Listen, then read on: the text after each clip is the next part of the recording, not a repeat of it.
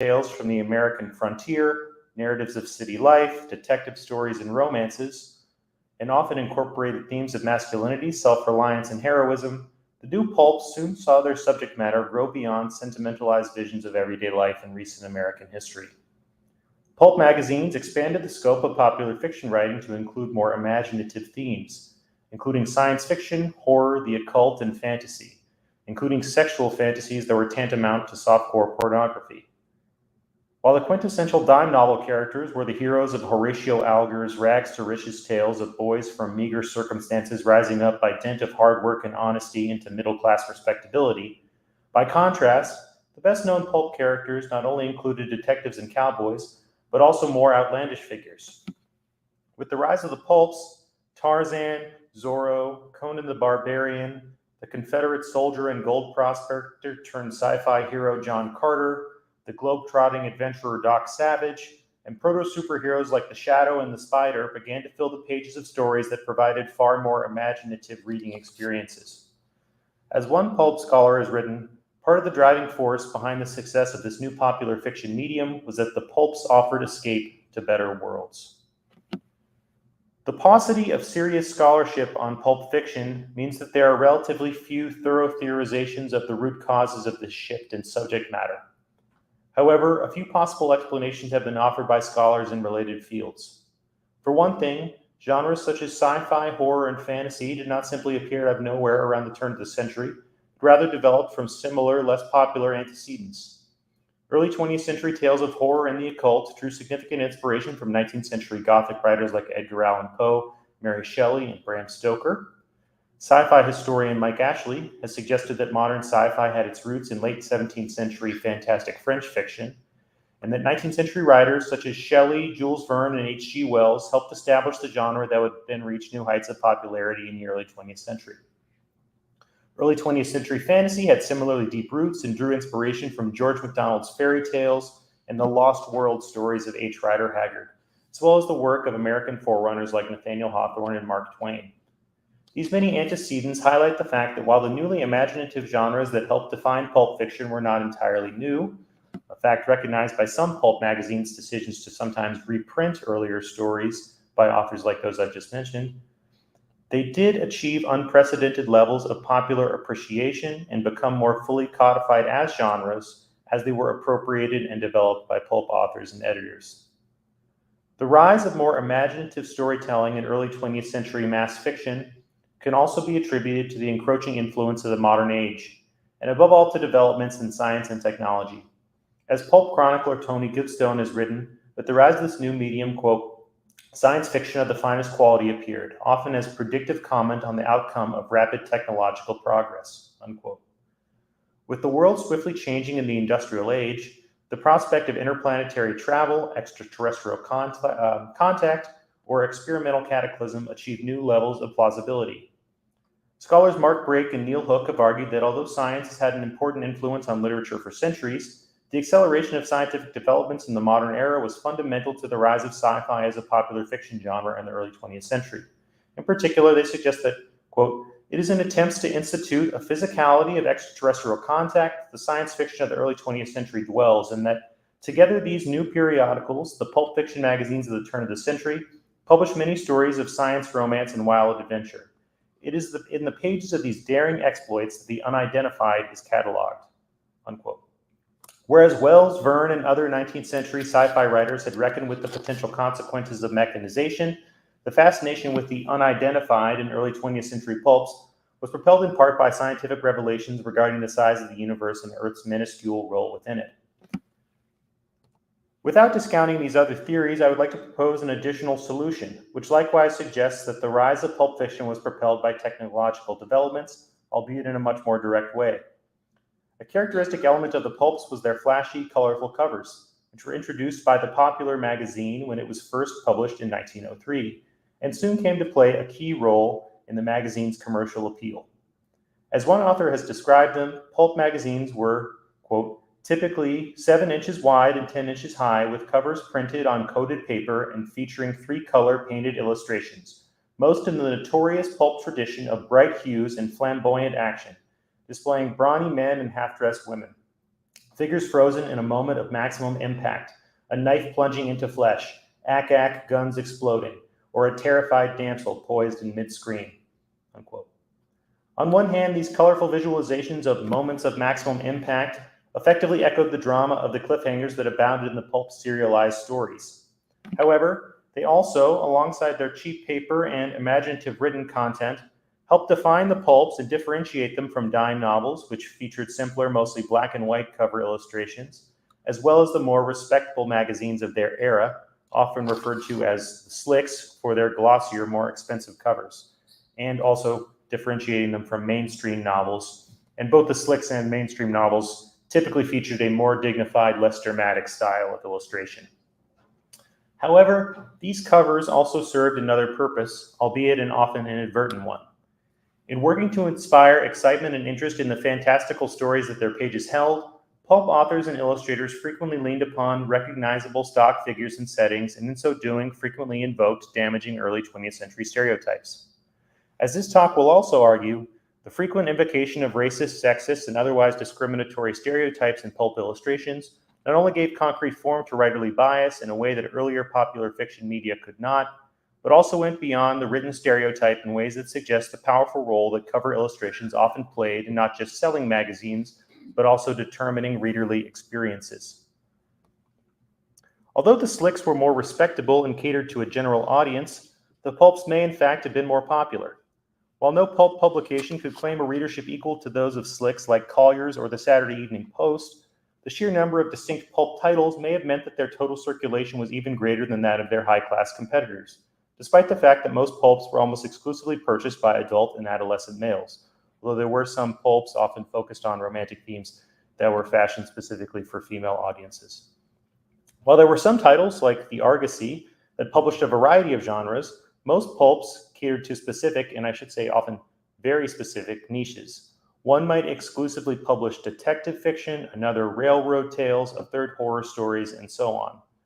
They also sourced their written and visual content quite differently. Issues were commonly slapped together at the very last minute, with editors calling on writers for pieces of a certain length at the 11th hour and mistakes abounding. For example, one editor remembers having, quote, once announced a feature story on the cover and neglected to include it in the issue. 280,000 copies were run off the press before I discovered the mistake, unquote. Whereas more expensive magazines would often pay several $1,000s for a story, the going rate for pulp fiction tended to be 1 cent per word. Stories were sold to the magazines by freelancers, some of whom worked as many as 18 hours a day and produced as much as 3 million words of fiction content per year. Meanwhile, cover illustrations were also often produced in a similarly hurried fashion, with many tight deadlines and last-minute requests, and some illustrators purportedly fashioned as many as 7 covers a week. However, in contrast with the writers, virtually all of whom were unknowns before publishing in the pulps, some, though far from all of the illustrators, including N.C. Wyeth, Joseph Leyendecker, and J. Allen St. John, were reasonably eminent figures who also produced artwork for mainstream magazines and full-length novels. Cover color illustrations would never have been possible for magazines selling for 10 or 15 cents were it not for changes in printing technology in the late 19th and early 20th centuries. By the 1880s, color lithography had been around for decades, but remained a complex, tedious, and demanding task. Among popular magazines, color was incorporated unevenly over time as new technologies and methods were developed and helped reduce costs. By the turn of the 20th century, advances in press design and the popularization of new rotograver and letterpress printing techniques made mass production of covers featuring several colors more financially viable than ever before, rendering stone lithographic color printing largely obsolete. This was an especially significant development for the pulp fiction industry, in which every percentage of a cent impacted the inexpensive magazine's razor-thin margins. These developments were part of a broader period of progress among technologies of visualization. Magazine illustration was not the only industry to substantially benefit from developments in printing technology. In addition to less glamorous forms of advertising, colorful lithographic posters publicizing entertainment venues and events or publications proliferated during the 1890s after their initial popularization in France. Meanwhile, the 1890s and early 20th century also saw the rise of an even more visually stimulating art form, the motion picture. Interestingly, this new technology inspired imaginative storytelling from the very beginning. Although the very first narrative films were only produced in the mid-1890s, horror, fantasy, and science fiction films were already being made within the first few years of the new century before gaining wider audiences in the 1910s and 20s. This parallel technology of visualization had a significant effect on the pulp industry, in large part because movies swiftly became a serious competitor for the pulps in the field of mass entertainment. As pulp editor Harold Hersey wrote, quote, "The moment motion pictures entered upon the scene, the pulpwood publisher had to offer something superior to his old shop-worn fiction goods," unquote. The advent of the motion picture meant that the pulps had to offer even more convincing fantasies in order to draw consumers away from the similarly priced movie theaters. Such competition meant sales appeal was paramount when fashioning a pulp cover illustration, as interesting covers were often the main way to encourage sales. Wrote reader Lawrence Steinhauser in a 1917 letter to the editor of the All Story, quote, "Until recently, I have been an earnest advocate for the more expensive publications, but one day I happened to purchase an All Story weekly, attracted by the beautiful picture on the cover. Since then, I have been an eager and constant reader," unquote. Others, like a 1923 Weird Tales reader, found inventive cover frightening, quote, "Those covers, they scare more than one person out of buying a copy. If I didn't know what Weird Tales was like, I would never buy a copy from the looks of the cover," unquote. Covers were so important to sales that in some cases, especially in the pulp's earliest years, they were not even proper illustrations, but simply representations of exciting scenes that had nothing to do with any of the stories actually included in the issue. Bright, eye-catching colors like yellow and red were often employed by the cover artists, sometimes at the behest of an editor, because they were thought to sell better off newsstands, a notion backed up by numerous letters to editor that describe how readers first happened upon certain titles. The idea that color's primary purpose was to propel sales is in keeping with wider trends in the late 19th century and early 20th century printmaking, wherein color lithography was often used not just for posters and magazines, but also for packaging and other similarly mundane forms of print advertisement. However, I would like to propose that, in the case of the pulps, it also served another purpose, albeit an inadvertent one. Could it be that pulp magazines' cover illustrations played a role in the development of the newly imaginative direction of mass fiction in the early 20th century? Might these images have helped encourage the possibility of what we might term imaginative transport, and made the process of envisioning exotic lands or events that much easier? Might they have made the science fiction, horror, and fantasy stories that the pulps peddled seem that much more real? Literary critic Hillis Miller reminds us of the unique power that an illustration can wield over the reader. As he writes, quote, "The book has always been no more than dead letter, since its power is the power of evocation, a raising of the dead. The word evokes, the illustration presents," unquote. Although Miller's comments might be what one would expect from a literary scholar approaching the word-image binary from the literary side of the divide, his comment reveals the potential power of illustration nonetheless. Even if written narratives provided opportunities for the imagination to really soar, illustrations, crucially, made those fantasies particular and thus more concrete. Period commentaries suggest that pulp readers and writers were uncommonly aware of the power and influence of the magazine's illustrations, both on covers and accompanying individual stories within each issue. Many pulps regularly published letters from readers, and these commentaries frequently focused on the magazine's covers and interior illustrations. For example, one 1917 letter published in the All Story, a hugely successive spin-off of the Argosy, suggested that the magazine, quote, "published the names and art of the artists who furnished the beautiful outside pictures with as great prominence as those of the story writers," before going on to note that recent covers had left him impatiently waiting for sequels. Another letter sent in to the All Story suggests that readers found that the cover images incited them to consider the relationships between the fictions behind those covers and reality.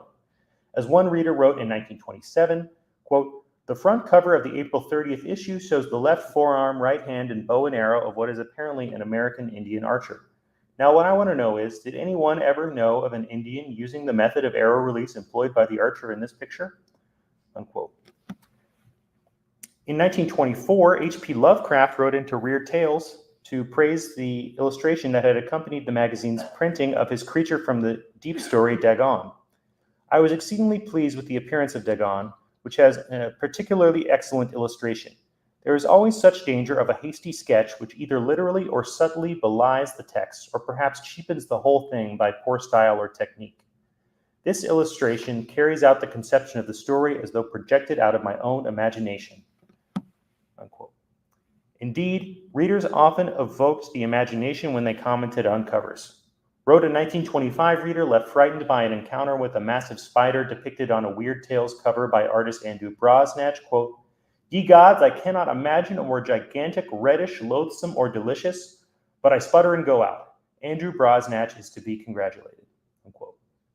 Often, letters to the editor would consist of reviews and critiques of various recent stories, and much of the time the cover illustrations would endure equal scrutiny. Such testimonials suggest that pulp magazine covers were not just eye-catching advertisements for the fiction within, but also vital to the consumer's reading experience.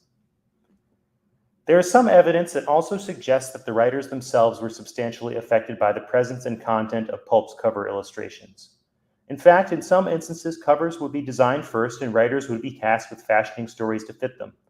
Though this was often due to pulp editors' growing willingness to put covers first given their importance to sales, in other cases it was simply because of the hectic ad hoc nature of the pulp publishing industry.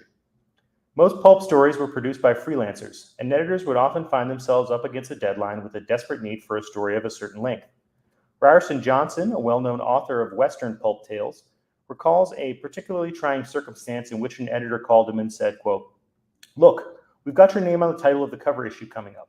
I don't know how it happened. Someone goofed. We've got a 24-hour printer's deadline. Can you do us 10,000 words, no more, no less, to fit the space requirement? No padding. We haven't got time to cut. Use the title on the cover story for the jump off into the story. The picture's supposed to reflect a story scene," unquote. Although the situation Johnson found himself in was unexpected, the chaotic nature of publishing a lengthy all-fiction magazine every week and the significance of illustrated covers to the success of such magazines meant that sometimes authors were forced to write to meet a visual prompt. Like readers, some writers were initially drawn to pulp by their covers, only to see their interest flower into a career. Famed sci-fi writer Jack Williamson was not only first attracted to pulp magazines by an interesting cover, but also sometimes wrote into magazines asking for interior illustrations to further enliven the readerly experience. However, for the most part, authors were, perhaps at least partially out of vanity, typically reluctant to recognize the influence of cover illustrations over the development of their own work. Nonetheless, the sense of imagination and creativity that these illustrations undoubtedly encouraged is prominently featured in some reminiscences by pulp writers. As one said, quote, "Anybody with an extensive fantasy life is a candidate for scribbling. Reading is the borrowing of fantasy, of somebody else's fantasies, real or imagined. The step from there to constructing your own isn't very great," unquote. Of course, these fantasies were only as effective as they were believable, and for quite a few readers, the plausibility of fantastic stories was an especially important criterion, leading many authors to emphasize the scientific discoveries and logical thinking underpinning their fictions, even if these explanations seem now to strain credulity. Wrote a 1923 reader in praise of a story focused on a pair of mysterious deaths that he found particularly convincing in its plausibility after its conclusion that explains the strange phenomena as the result of a suicide and an unusual accident. Quote, "One reason why I single this one from such a congeries of thrilling, weird tales, with all its mystery and suggestion of the supernatural, the denouement and everything that leads up to it are discovered at the end to be logically and physically possible. So often in mystery stories, we are called upon to accept much that simply is not naturally possible, and we turn from them duly horrified, but unpersuaded that the tale is more than a figment of a morbid imagination," unquote. Cover illustrations could play a key role in fostering a sense of plausibility for the fictions housed within. Naturally, certain subjects were more liable to have their sense of realism improved via illustration than others, and perhaps the most obvious way in which pulp magazine covers offered newly convincing imaginative possibilities was through their sexualized representations of strapping men and half-naked women. As one pulp observer has written, quote, "However they were described, women in pulp fiction were objects of male fantasy and obsession," unquote. Although sexuality certainly played a role in mainstream pulp cover art, in the 1920s and 30s, more lascivious illustrations graced the covers of a variety of hot and spicy titles, some of which were themselves bestsellers. These magazines were typically sold under the counter and sometimes included black and white photographs of fully nude women stitched inside, a circumstance that is suggestive of the extent to which pulp readership was dominated by men, and especially young men and boys. Some publishers would accidentally produce cover art that, when folded by the consumer, turned a suggestive scene into a pornographic one. Perhaps less than coincidentally, pulps would eventually become a leading site of gay and lesbian fictions, which were often uncommonly dependent on salacious cover art, and we can surmise that the success of these later genres was due, at least in part, to the fact that early pulps had established the genre as a place where readerly fantasies, sexual and otherwise, were regularly indulged. In all these various forms of sexual pulp, it seems safe to say that the cover images and interior illustrations had at least as great an influence on the reader's imaginative sexual experiences as the stories they ostensibly illustrated. Of course, the impact of pulp cover illustrations on readers' and writers' imaginations was not exclusively sexual. A cover for a 1929 issue of Amazing Stories, advertising a sci-fi story by Philip Francis Nolan called The Airlords of Han, illustrates the point well. The cover illustration that accompanied the story, fashioned by the prolific pulp illustrator Frank R. Paul, performs several of the most important functions of such images. Notably, it serves as an effective advertisement, capturing a scene that is as dramatic as it is mysterious, truly a moment of maximum impact, and one that might compel would-be buyers to look inside for an explanation of just what is going on in the scene, what with its zooming metallic orb and curious outfits, or indeed looking for an explanation of just who these titular Airlords of Han were. Though the cover is predominantly purple, there are also enough yellow and red accents to please most bottom-line-minded editors, and it offers some visual context for an often outlandish story. The man who recoils warily from the flying orb is the novel's protagonist, Anthony Rogers, whom Nolan would subsequently adapt into his best-known creation, the iconic comic strip, radio, film, and television hero Buck Rogers. Both Airlords of Han and its predecessor novella, which was called Armageddon 2419 AD, focus on Rogers' role in a 25th century war for control over Earth between Americans and the Hans, an East Asian faction. Interestingly, although the cover image does not appear to allude to an actual event in Nolan's story, it does appear to allude to an actual event in Nolan's story. It presents only an approximate version of the scene that it ostensibly depicts. Airlords of Han sees Rogers taken captive by the Hans, only to eventually be rescued by his comrades with the help of a remotely controlled device called an airball. Rogers recounts the climactic moment in the story. Quote, "I was sitting in my apartment, busying my mind with various plans, when there occurred a commotion in the city corridor outside my door. The captain of my guard jumped nervously from the couch on which he'd been reclining, and ordered the excited guards to open the door. In the broad corridor, the remainder of the guard lay about, dead or groaning, where they had been bowled over by one of these airballs, the first I had ever seen. The metal sphere floated hesitantly above its victims, turning this way and that to bring its eye on various objects around. It stopped dead on sighting the door the guard had thrown open, hesitated a moment, and then shot suddenly into the apartment with a hissing sound, flinging into a far corner one of the guards who had not been quick enough to duck. As the captain drew his disintegrator pistol, it launched itself at him with a vicious hiss. He bounced back from the impact, his chest crushed in, while his pistol, which fortunately had fallen with its muzzle pointed away from me, shot a continuous beam that melted its way instantly through the apartment wall. That's the end of the quote.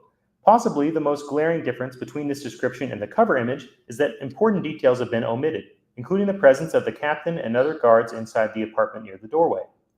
On the cover, there is no indication of the presence of these men at all, let alone that of a laser beam melting through walls. The airball also seems like it may differ somewhat from the description written in Nolan's story.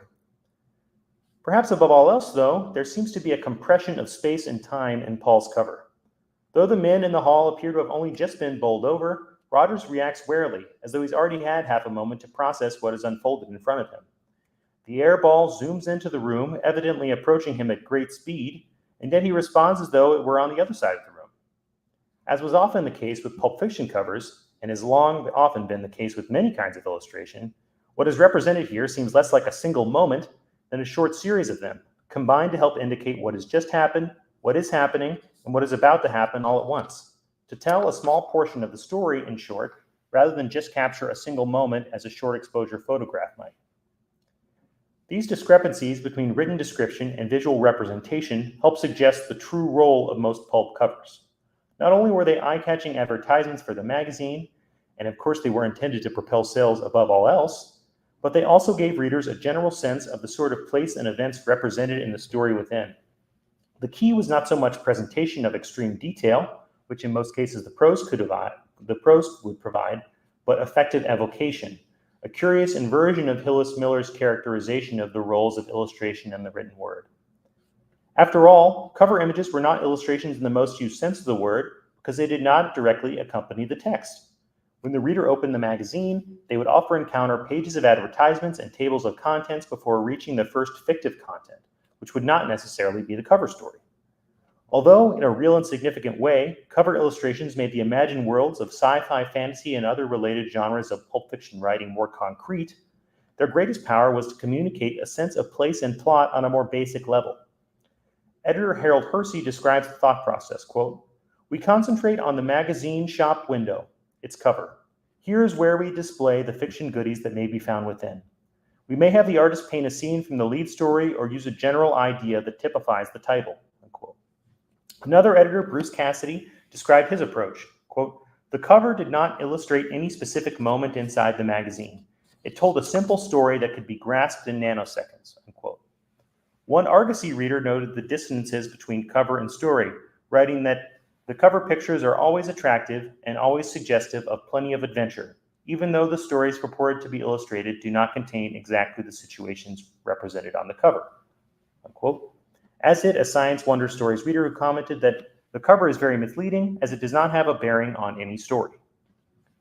Whereas in-text illustrations typically represent specific scenes as they occur in the narrative and thus present what the words simultaneously evoke, a cover illustration is both an advertisement for the product it adorns and an announcement of the content within. It is this second function that is perhaps most crucial that has not yet been fully explicated by the scholarship on pulps. Although the specificity and accuracy to the story depicted of cover scenes varied from magazine to magazine and issue to issue, virtually all cover illustrations provided readers first introductions to the content of the narrative that they represented. In this role, they were essential.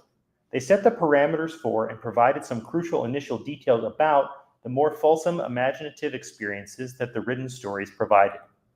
In this way, pulp covers played a fundamental role in readers' creations of the mindscapes of imagined worlds, and in a more general sense, in the fulfillment of the imaginative experiences that all narratives, fiction or non-fiction, written, visual, or otherwise, necessarily inspire. Another significant element of Armageddon 2419 AD and Heirlords of Han is alluded to in Paul's cover through the attire worn by both Rogers and the guards who have been bowled over by the airball. The uniforms of the Han soldiers are described earlier in Nolan's narrative. Quote, "They wore loose-fitting jackets of some silky material and loose knee pants.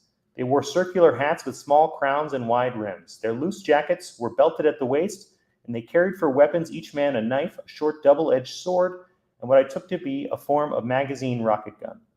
Their circular hats and pants were a bright yellow, their coats a flaming scarlet. What targets they were," unquote.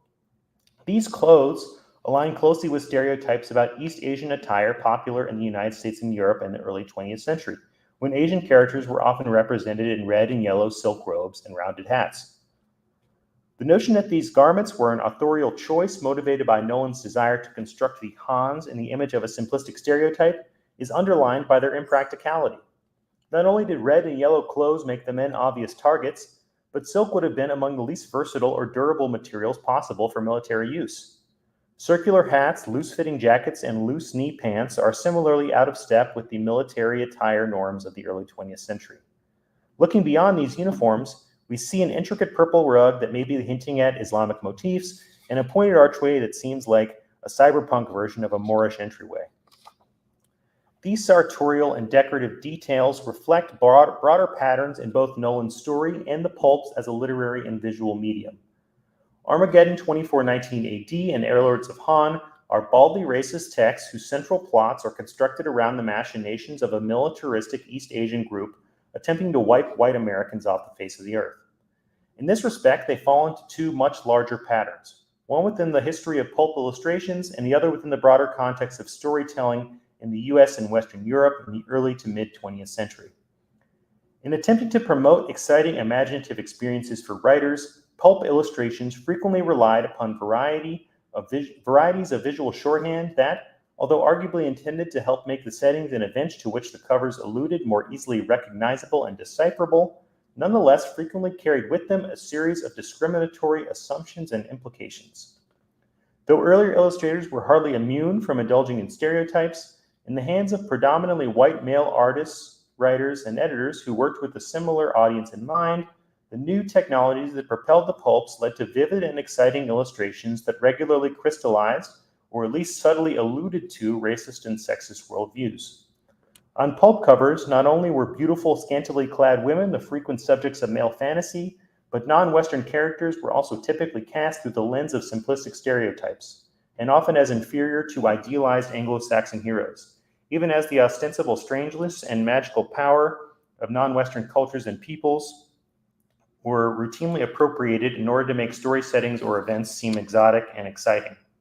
The limited worldviews of many of the creative forces behind the pulps are well illustrated by a 1914 letter from H.P. Lovecraft to the editor of the All Story, in which Lovecraft assumes a uniformly Anglo-Saxon international readership for the magazine.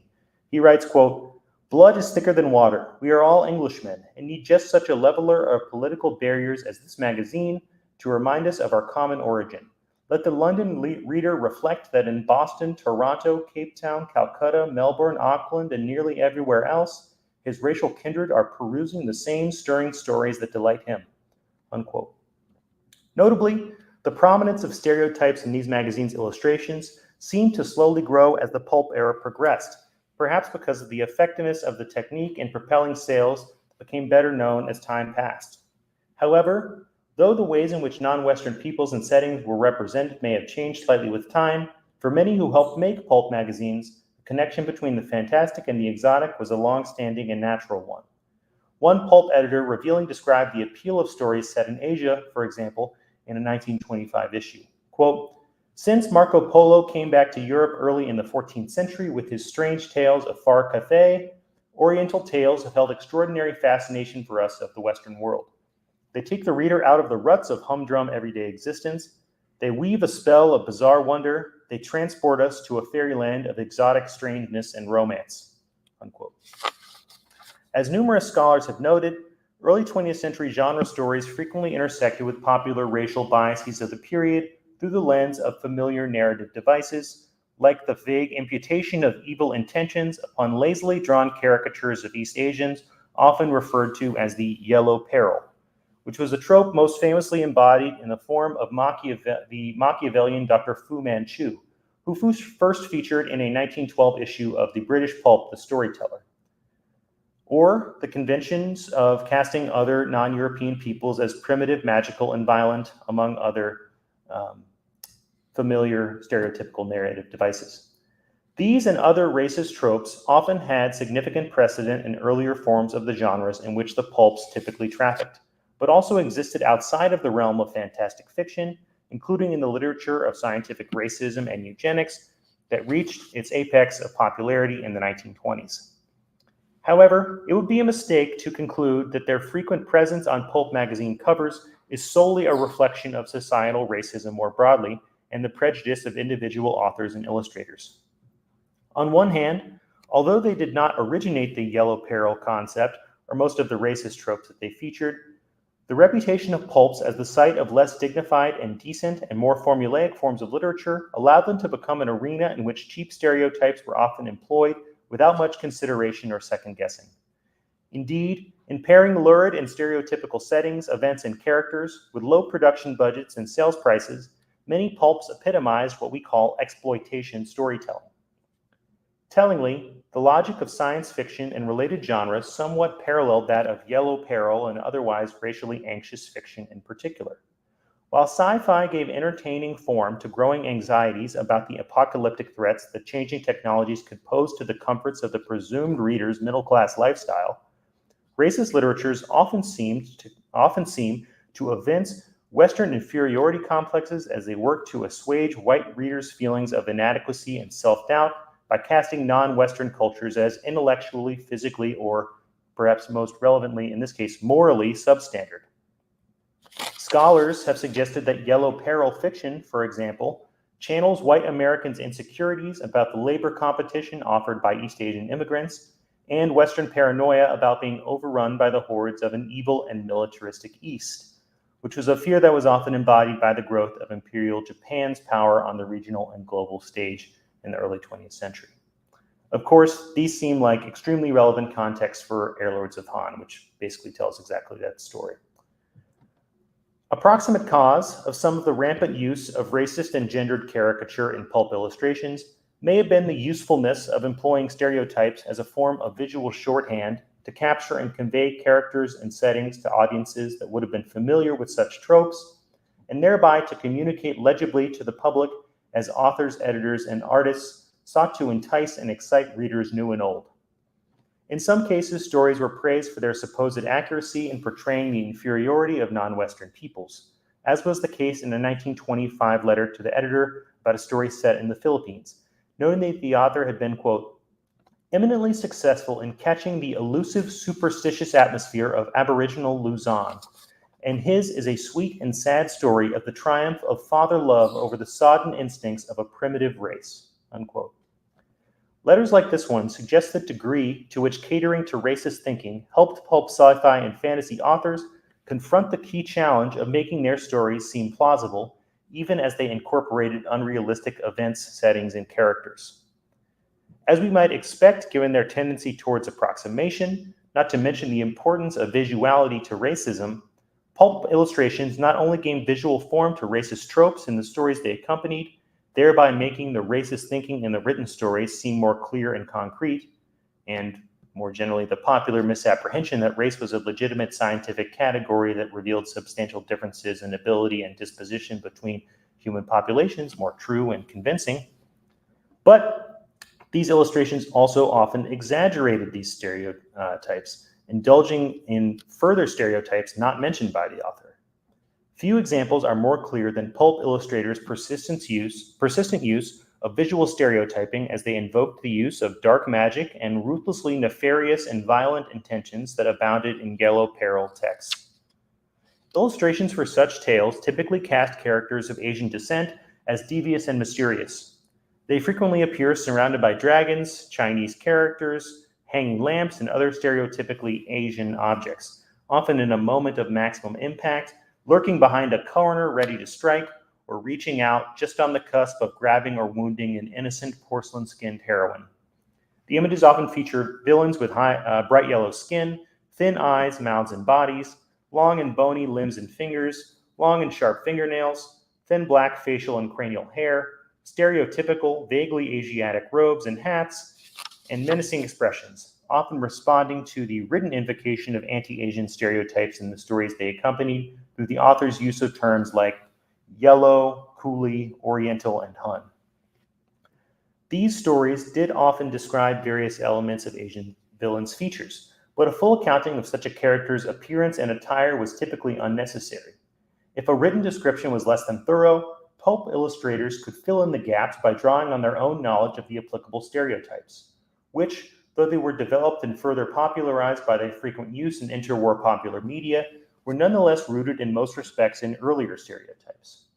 For example, in the 1934 tale The Tomb of Death by George A. MacDonald, the villainous Li Hung is described as having, quote, a long-fingered hand that loomed ghastly and evil in the moonlight, and unseeing almond-shaped eyes, a face that was unmistakably oriental, unquote.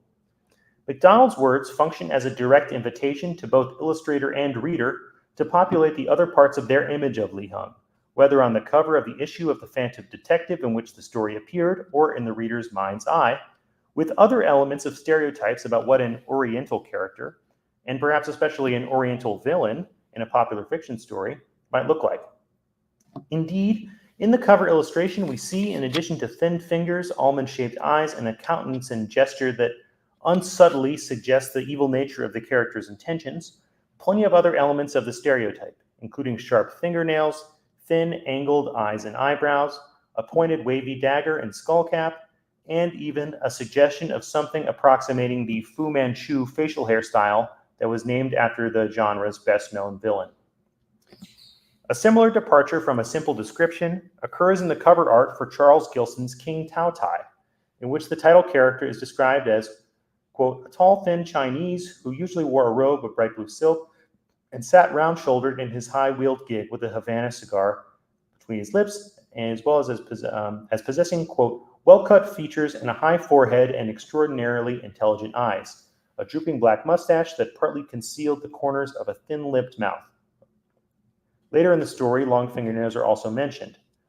Charles Durant's cover illustration captures a few of these details, including Tao Tai's height, long fingernails, lively eyes, and drooping mustache, but also adds elements including a red robe covered in Chinese characters, or perhaps an approximation of Chinese characters, a floating dragon motif, and a fan.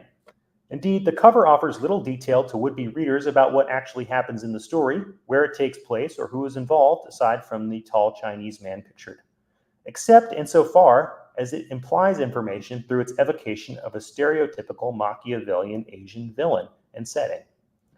Evidently, merely alluding to a Fu Manchu-like figure was enough to sell magazines and help readers visualize the relatively conventional story within. In a way, the persistent use of racial stereotypes in pulp illustrations like the cover of The Tomb of Death or King Tao Tai was an extension of the sort of lazy inexactitude that frequently characterized the magazine's cover scenes, which were often more intriguing or exciting than they were accurate to the real world of the story they conveyed.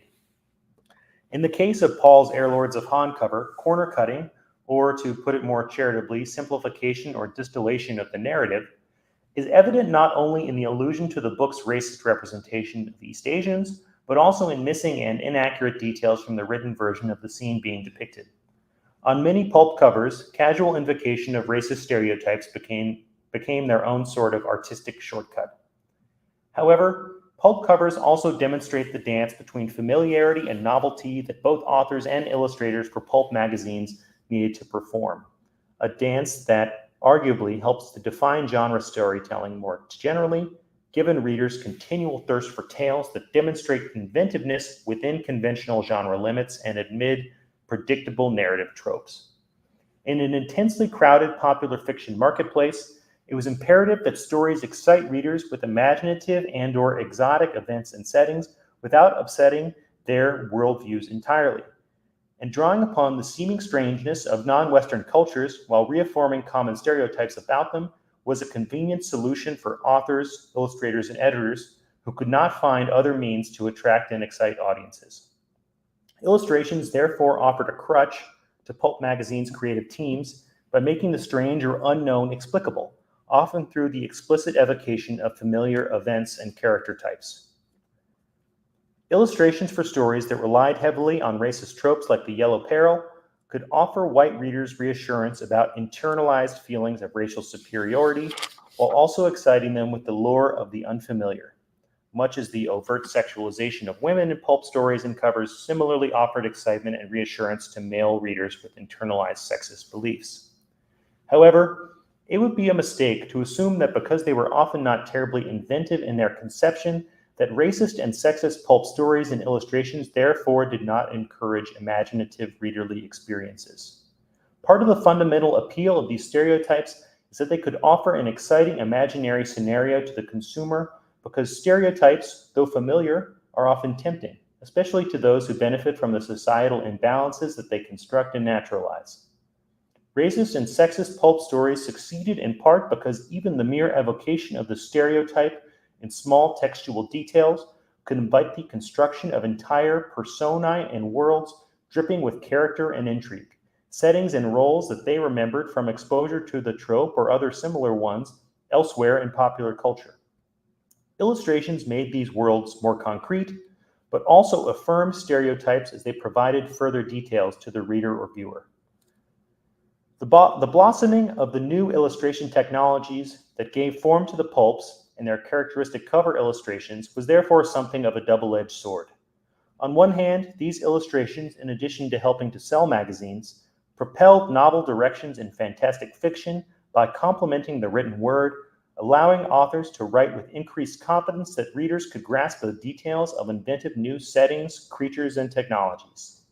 However, while pulp illustrations made imaginative worlds more concrete, they also reified damaging stereotypes, in part because they offered a new emphasis on the visual realm in which racism could even more easily manifest, and in part because the imaginative or strange was often colored by and balanced with prejudicial convention. The cost cutting that informed every element of pulp magazine production meant that the magazines employed writers and illustrators of varying levels of talent, not to mention varying levels of freedom from bias, and were therefore a place in which familiar narrative tropes were not always pushed in new directions so much as shuffled and regurgitated. Among less inventive pulp authors and illustrators, the potential for achieving easy success and or adding a familiar, easily communicable narrative element to an outlandish tale through the evocation of popular gender and race-based stereotypes offered a special allure. As they crowded newsstands and nightstands, the magazines that they produced fueled the fires of racial animus within millions of readers. Thank you.